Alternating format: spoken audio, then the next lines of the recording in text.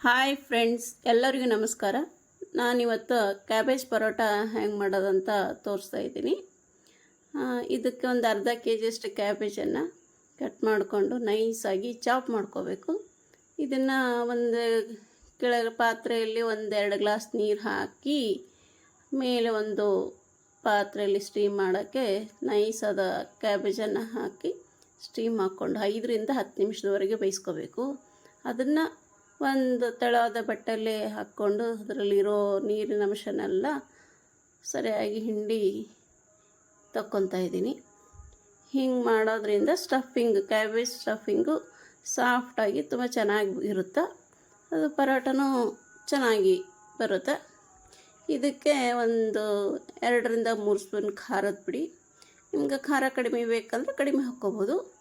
ಉಪ್ಪು, ಸ್ವಲ್ಪ ಕರಿಬೇವಿನ ಪುಡಿ. ನಾನು ಇದನ್ನು ಮನೆಯಲ್ಲೇ ಕರಿಬೇವು ಒಣಗಿಸಿ ಮಾಡಿರ್ತೀನಿ. ಅಜ್ವಾನ, ಜೀರಿಗೆ, ನೆಕ್ಸ್ಟು ಮಸಾಲ ಓಟ್ಸ್ ಪೌಡ್ರ್ ಮಾಡಿ ಹಾಕ್ಕೋಬೇಕು. ಈ ಮಸಾಲ ಪೌಡ್ರು ಹಾಕೋದ್ರಿಂದ ಕನ್ಸಿಸ್ಟೆನ್ಸಿನೂ ಚೆನ್ನಾಗಿ ಬರುತ್ತೆ, ಕ್ಯಾಬೇಜ್ ಕನ್ಸಿಸ್ಟೆನ್ಸಿ. ನೆಕ್ಸ್ಟು ಮಾಡೋದನ್ನು ತುಂಬ ಈಸಿ. ಆನಂತರ ಅದನ್ನು ಚಪಾತಿ ಹಿಟ್ಟೆಯಲ್ಲೇ ಸ್ಟಫಿಂಗನ್ನು ಸ್ಟಫ್ ಮಾಡಿಕೊಂಡು 2 ಕಡೆ ಹಿಟ್ಟು ಹಚ್ಕೊಂಡು ಚೆನ್ನಾಗಿ ಲಟ್ಟಿಸಿ ಅದನ್ನು ತುಪ್ಪ ಅಥವಾ ಎಣ್ಣೆ ಹಚ್ಚಿ 2 ಕಡೆ ಚೆನ್ನಾಗಿ ಬೇಯಿಸ್ಕೋಬೇಕು.